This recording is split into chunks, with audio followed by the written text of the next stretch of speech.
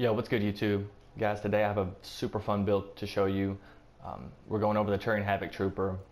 Now, as you can see, I don't go with the typical build. The typical build is 6 points in turbocharge, 6 points in flat cannon, for example, 6 points in munitions training, 6 points in aerial assault, and 1 point in incinerate. Or you can leave 1 point in flat cannon and go 6 points in incinerate. That's the typical layout. But I wanted to give you guys a variety, a different way to play with this character. Now we're going to go ahead and get right into the build. So for Incinerate rank 4, go for Radius. I recommend Radius over Burning only for the fact that it's very good for crowd control. It allows your Incinerate to ignite all enemies within a 2-meter radius, which is very nice. Rank 5, I go for Anti-Armor over Impact. I play a lot against Outlaws. You have a lot more armor targets. The plus 65% damage versus armor is very helpful. Now if you're playing against Remnant or Ket, you can go Impact. It's not bad because those two races don't have a whole lot of armor targets, but either one of these is nice. But if you do go against Outlaws a lot, definitely go for Anti-Armor. Rank 6, I go for Detonator. The reason for this being is this allows your Incinerate to trigger combo detonations. Very helpful to help your team be able to clear out mobs and rooms at a quicker pace. Double Incinerate, I have mixed feelings about this. I know a lot of people use it, a lot of people like it. If you go for Double Incinerate, guys, it's more for up close and personal to mid-range, only for the fact that if you try to hit an enemy at a farther distance with Incinerate, with the double, what tends to happen is that one of them will always miss. It'll veer off, it'll clip the siding of the map, or it'll hit a wall. It's very inaccurate. I like the accuracy of it just having one Incinerate, and Detonator is just really powerful. But again, I'm not going to knock Double Incinerate, I just don't like using it. Turbocharge, I only have 1 point in Turbocharge because this is a different style of build. Now, if you were to go Turbocharge, the way that I would go about doing it, if you do want to just leave 1 point in Incinerate or Flat Cannon, obviously for rank 4, I go for recharge speed and duration, and I kind of just swap them out. It depends on the type of weapon that I'm using. Now, if you're using a weapon that dumps ammo really quick, such as a Hurricane, I would actually go for duration with that. Only for the fact that you can output so much damage at such a fast rate, and you can literally go through 2 clips easily before your turbocharge runs out, which is crazy amount of damage for the Hurricane because it has the highest rate of fire in the game, obviously behind the Hornet, but the Hornet's not automatic, so I don't really compare those two. Recharge speed is very nice if you're using guns such as the Revenant, anything that has like a slower reload. If you're using an equalizer, it's nice because obviously if you sit there and you have turbocharge and you're almost at 0%, you're going to have to wait a couple seconds for your ammo to fully recharge again. It does take off some time where you're not able to take full advantage of the turbocharge. But again, I normally just swap these out depending on the weapon that I'm using.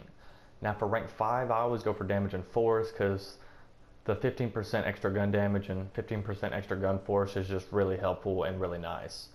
Rank 6, I go for supercharge. I know a lot of people like to go dump heat.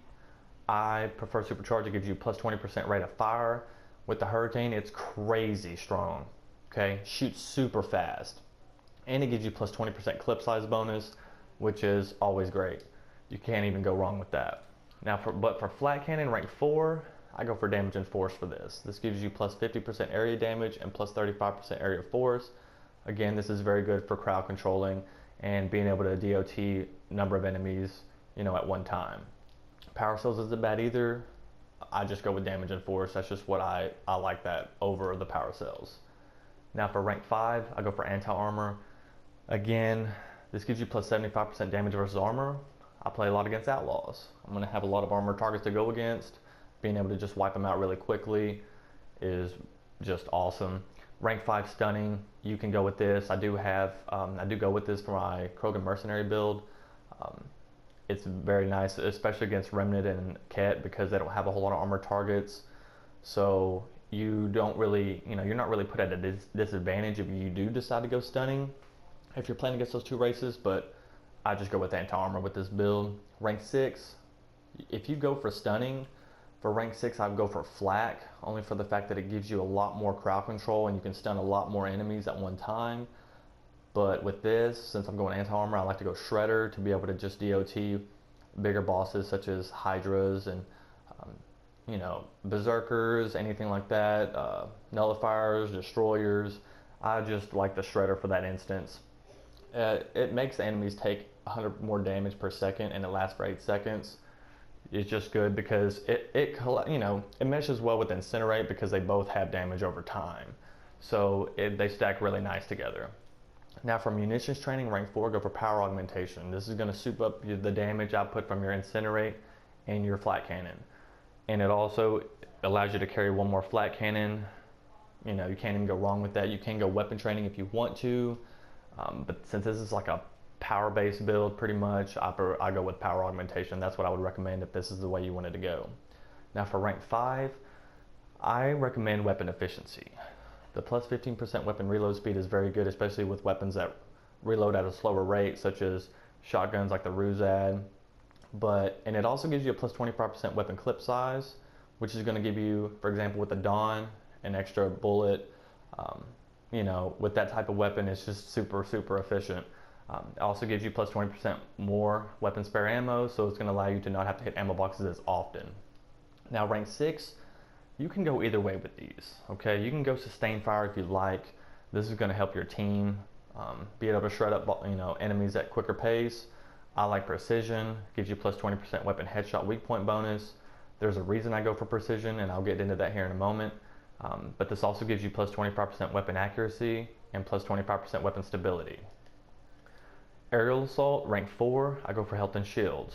You want health and shields with this guy. He's pretty squishy. Don't go for hover and dive bomb, okay? Like all this flying stuff, if you're going against outlaws, you're setting yourself up for failure. Those sharpshooters are going to shoot you out the fucking air so fast, and you're going to be hating your life. So I highly recommend health and shields for this guy. Now for rank 5, I don't really care for either of these, but I wanted the extra health and shields with close quarters momentum, so I would definitely go for aerial evasion over dive bomb. I mean, the whole melee thing with this type of character, if I'm going to melee with a character, I'm going with like a gladiator or something. I'm not meleeing with this squishy ass character. Aerial evasion is going to be, you know, nice because that little bit of damage resistance that you get, it's not very noticeable, but having it is better than not having it with this character. Rank 6, I go for close quarters momentum again because it gives you plus 25% more max health and shields. You can't even go wrong with that. Again, it's going to help with all your survivability with this guy. Now for my loadout, guys. This is a Dawn loadout. Okay, you guys know this is my my baby. All right, the bee's knees of the shotguns. My attachments I like to run: the receiver and the barrel. I'm going to share a little bit of information with you guys because I know a lot of people don't know this. The shotgun receiver does increase damage against armored targets. All right, I know a lot of you guys know this, but a lot of you guys don't. So I want to go ahead and let you know about it. I only use receiver on certain weapons. Okay, I'm very picky about that. If you're using weapons such as the Hurricane or the Equalizer, I would go with magazine and barrel, only for the fact that you want more ammo with those types of guns. If I'm running a soldier with a gun such as a Revenant, the soldier already has built-in stability, so you don't really have to run stock on the Revenant. That's when I would run receiver with the barrel, just being able to output more damage against Berserkers. And Fiends is just super helpful. But again, I just want to go and share this with you guys, just because I've been asked a lot about it, and I've informed people, I've tested it out, other people have tested it out within my subscriber, base, and they all agree. So for all you new guys, shotgun receiver kicks ass, especially on the Dawn. If I'm running the Dawn, I'm running the shotgun receiver and the shotgun barrel, hands down. For this guy, I'm running Shock Trooper upgrade for my equipment, okay? This is going to increase the damage dealt by shotguns by 10% and increase your power cell capacity by 1. Even though it's only 1, that's an extra flat cannon. You can't even go wrong with it. Also, it meshes well with the Dawn. It just increases the power, the damage of it. My Dawn is at a 9 right now.